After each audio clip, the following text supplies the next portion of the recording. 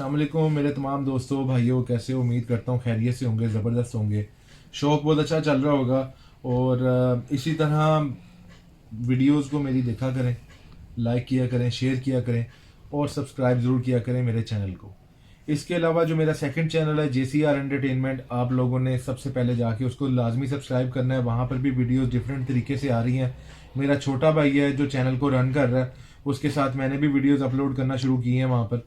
तो कोशिश करें कि उसको भी जाके आप लोग सब्सक्राइब करें, प्यार मोहब्बत दें, ताकि ये एक कम्युनिटी है, जितना ज़्यादा इकट्ठे होंगे उतना अच्छा होगा।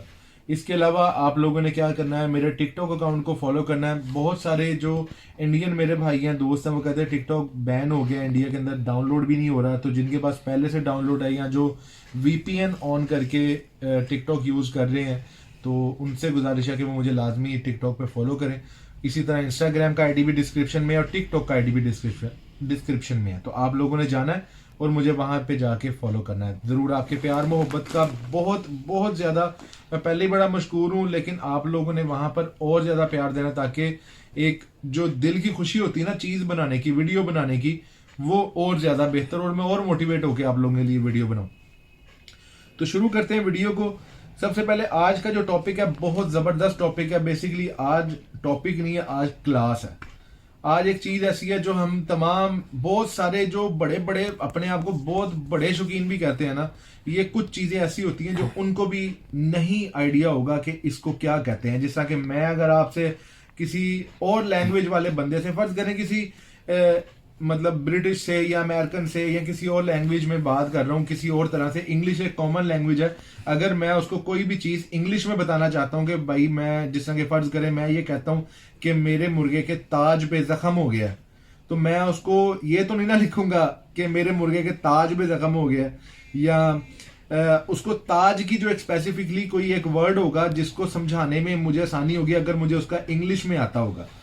तो सबसे पहले आपके साथ ये पिक्चर जो साथ में शेयर कर दूंगा, जो साथ साथ आप लोग उसके पार्ट्स के साथ साथ उसके आगे नाम, फीचर के नाम भी लिखे होंगे, वो मैं आप लोगों के साथ शेयर करूंगा। उससे पहले मैं आप लोगों के साथ साथ साथ बता भी देता हूं कि कौन से ऐसे मुर्गे के जो बॉडी के हिस्से होते हैं उन सारों को कैसे कैसे कहा जाता है, इंग्लिश में उनको क्या कहते हैं, ताकि बहुत सारे लोगों को सीखने का मौका मिले, समझने में, अंडरस्टैंडिंग हो, ताकि कल को किसी को बताना पड़ जाए तो वो इजीली बता सकते हैं। तो सबसे पहले हम शुरू करते हैं जैसा मुर्गे का ताज से ही हम शुरू करते हैं ऊपर से। अब मुर्गे का जो ताज होता है बेसिकली उसको क्या कहते हैं? उसको कहते हैं कॉम्ब। कॉम्ब होती कंगी, ठीक है। बेसिकली देसी मुर्गे जो होते हैं उनका ताज, बेंगम होते हैं, उनका ताज होता है कंगी वाला, इसलिए उसको एक यूनिवर्सल नेम दे दिया कॉम्ब। अब अगर वो असील का ताज है या देसी मुर्गे का ताज है, ताज जो मुर्गे का होगा ना या मुर्गी का होगा, कोई भी होगा, उसे कॉम्ब कहा जाएगा। उसके बाद अक्सर आपने देखा होगा असीलों में या देसी में नीचे पत्तियां निकलती हैं, हम उन्हें पत्तियां कहते हैं। जो निचली चोंच के नीचे जो एक हिस्सा होता है उसको क्या कहते हैं? उसको कहते हैं वेटल्स। इंग्लिश में वेटल्स बोलते हैं, जो नीचे वाले होते हैं। सामने जो चोंच होती है उसको बीक कहते हैं। जो नाक होता है उसको नॉस्ट्रिल्स कहते हैं। कान को ईयर ही कहेंगे, और कान के ऊपर जो बालों का एक निशान होता है ना या बाल होते हैं, उन्हें ईयर लॉब्स कहते हैं, जो सुराख के ऊपर होते हैं। उसके बाद आगे चलते हैं जी। अब मुर्गे की जो झालर होती है गर्दन की, जिसे अक्सर लोग कहते हैं गर्दन का जाल, गर्दन की जो झालर है उसको क्या कहते हैं? जो गर्दन की जो झालर होती है ना, वो मैं अब आपको बाद में बताऊंगा। हमने यहां से शुरू किया, हम आगे से शुरू करते हैं। गर्दन के बालों की बात बाद में होगी, ये संजय दत्त वाला काम है, ये ऐसे नहीं बताना, ये एंड पे बताना। आगे हम चलते हैं। आगे आ जाता थी सबसे इंपॉर्टेंट चीज, मुर्गे का पोट, ऊपर वाला। अब वो हम तो उसे पोट ही बोलते हैं, या पोटा बोल रहे हैं, पोट बोल रहे हैं, ठीक है, लेकिन उसे कहते हैं क्रॉप। जो ऊपर वाला पोट होता है, क्रॉप क्यों कहते हैं? क्योंकि वहां पर दाना स्टोर होता है, वहां पर दाना हजम नहीं होता, ये आपने याद रखना है। वहां पर दाना स्टोर होता है, इसलिए उसे क्रॉप बोला जाता है। उसके बाद अंदर वाले पोर्ट में जाता है, जिसे गिजर्ड बोलते हैं। अंदर वाले पोर्ट को गिजर्ड बोलते हैं, जहां पर उसकी सारी की सारी जो तोड़ मरोड़ होती है, तोड़ फोड़ होती है, सारी फूड की होती है, और वो फिर जिस्म के हिस्से को लग जाता है और वेस्ट निकल जाता है। तो अंदर वाला गिजर्ड, ऊपर वाला क्रॉप हो गया। अब आगे आ जाते हैं हम। ये जो मुर्गे के जो चेस्ट होती है उसको ब्रेस्ट बोलते हैं बेसिकली, और जो सेंटर में जो उसके होता है ना वो हड्डी का निशान होता है, उसे कील बोलते हैं। उसके बाद नीचे आ जाती है थाइज, आ जाती है। टांगों के ऊपर जो स्केल्स होते हैं, जो निशान होते हैं गोल गोल से इधर उधर बने हुए, उन सारे जो स्केल्स होते हैं उनको शैंक्स बोलते हैं। कील को इंग्लिश में स्पर बोलते हैं। नाखून को आगे से टो नेल बोलते हैं। उसके पाँव को फीट बोलते हैं, कॉमन सी बात है। और जो उसका पंजा होता है, बेसिकली पंजे की बात करें तो हम उसको टोज बोलेंगे, दोनों दोनों मिला के टोज हो जाएंगे।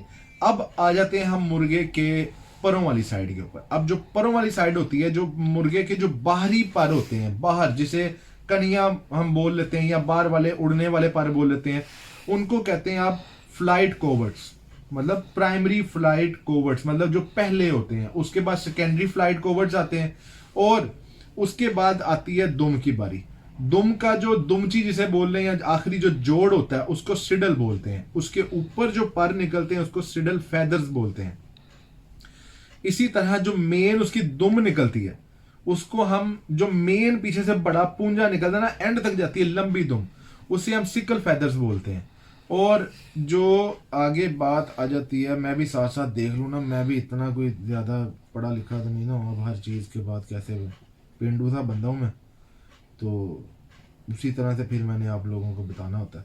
हाँ जी, अब जी कील भी हो गया सारा कुछ। हाँ, अब आ जाता है जो पर होते हैं ना, ये जो पर निकल, जैसे मैंने कोवर्ड भी बोलते हैं और उसको विंग बे भी बोलते हैं। विंग बे जो परों के जो अंदर वाले हिस्से से जो ऊपर छोटे छोटे पर निकलते हैं ना, उससे विंग बे बोलते हैं, ताकि हर चीज के बारे में पता लग जाए।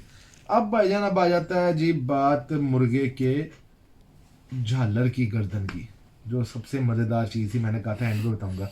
उसे भाईजान कहते हैं जनाब, ये बाबा कायदे आजम क्या कह रहे हैं जी, ये कह रहे हैं जी उनको हैकल्स बोलते हैं। जो झालर होती है उसको हैकल्स बोलते हैं। मैं आप लोगों के साथ ये देख देख के इसलिए बता रहा हूँ क्योंकि भाई मुझे भी कुछ चीज़ों का इंकशाफ कुछ आज ही हुआ। मैं किसी एक हिस्से के लिए बोलना चाहता, लेकिन डायग्राम के अंदर सारी चीज़ें मिल गई, तो मैंने क्यों ना, अगर मैं ये समझ रहा हूँ सीख रहा हूँ तो आप लोगों को भी जो है ये बताना चाहिए। अब जी आ जाती है जी मुर्गी की बारी। अब मुर्गी की बारी आएगी तो मुर्गी का जो है ना वो इतना कोई ज़्यादा अजीब फार्मूला नहीं है, सेम चीज़ वैसे ही है। उसी तरह comb, nostril, wattles, ear lobe, cape हो गया, विंग कोवर्ट्स हो गए, विंग बो हो गई। विंग बो शोल्डर को कहते हैं, जो कंधे की हड्डी होती है ना, कंधा जहां से विंग निकलता है उसे विंग बो बोलते हैं। अब मुर्गी की जो झोल होती है बेसिकली वो चीज एक इम्पोर्टेंट थी। झोल के लिए मैं झोल का वर्ड इंग्लिश में ढूंढने के लिए गया था कि झोल को इंग्लिश में क्या कहते हैं, लेकिन उसका मुझे जो वैसे देखने को चीज थी ना वो मुझे नहीं मिल रही थी कि झोल को क्या कहेंगे, बाहरी झोल को क्या बोलते हैं। तो वो देखने के लिए गया तो काफी सारी चीजें निकल आई, तो मैंने कोशिश की कि आप लोगों के साथ, सारों के साथ शेयर कर लूं वो चीज। तो मुर्गी हो या मुर्गा हो, जो उसके नीचे वाला हिस्सा होता है ना, दुम से नीचे वाला हिस्सा, उसे फ्लफ बोलते हैं। जैसे मुर्गी की झोल वाला जो हिस्सा होता है ना, बाहरी हिस्सा, उसे फ्लफ बोला जाता है। वो फ्लफ इसलिए बोला जाता है कि वो नरम हिस्सा होता है और उसके ऊपर जो बाल, जो फेदरिंग होती है ना उसके ऊपर, वो नरम बालों की होती है। वो हार्ड बाल या उसके ऊपर जो आप कह लें जो उसके जो बाल जो निकलते हैं ना उसके ऊपर, उनकी जो बेस होती है वो पतली और मुलायम होती है, इस वजह से उसको फ्लफ बोला जाता है। अब इसके अंदर भाईजान एक चीज और है जो आप लोगों को बताऊंगा, घुटना। ये जो घुटना होता है ना ये बड़ा इंपॉर्टेंट है। मतलब कि मैं हैरान था कि मुर्गे के जो घुटना होता है ना, जो लेंथ वाला होता है, उसके लिए भी उन्होंने निकाला, वो उसे हॉक बोलते हैं। मुर्गी का जो घुटना अगर सूझ जाए, किसी को समझाना पड़ जाए, तो आप कह सकते हैं कि उसके हॉक पे, या किसी गोरे को अंग्रेज को समझाना पड़ जाता है तो हॉक उसे बोल देते हैं।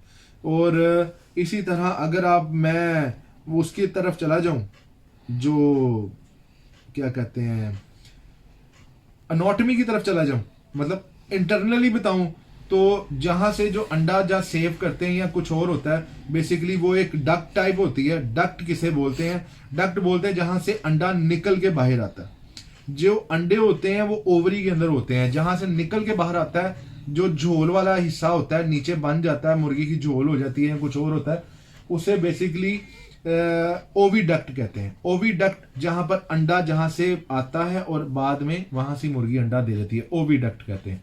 तो ये सारी चीजों का नॉलेज इंपॉर्टेंट था आप लोगों के साथ शेयर करना, आप लोगों के साथ समझाना, ताकि आप लोगों को ये चीज पता लगे। अगर मैं ये सीख रहा हूँ आपके सामने ही है, मैंने भी अभी सीखा है आप लोगों के सामने, और आप लोगों ने भी अभी सीखा है। ये कुछ चीजें होती हैं जो नॉलेज शेयर करने से बढ़ती हैं।